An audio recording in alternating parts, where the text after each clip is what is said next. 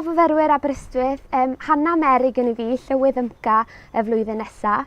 Fi ar y campws yma ger Penbryn a ger eich cartref chi fel myfyrwyr Cymreig y flwyddyn nesaf. Yn dilyn trafodaethau dwys gyda'r brifysgol, ni wedi dod i gytundeb cadarn a chlir y bod y brifysgol yn ymrwymo i ddarparu llety cyfrwng Cymraeg i chi fyfyrwyr.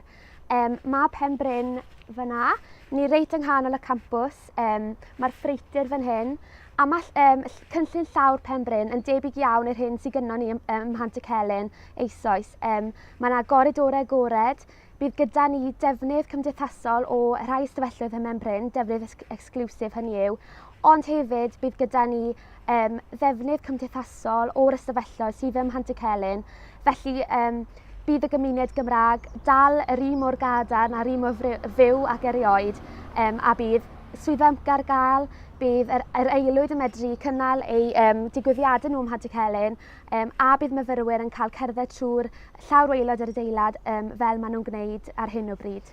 Felly, wy'n edrych ymlaen i gyfarfod chi gyd yma i Brifysgol Aberystwyth ym mis Medi. Chi wedi gwneud penderfyniad da iawn ar ddod i astudio yma.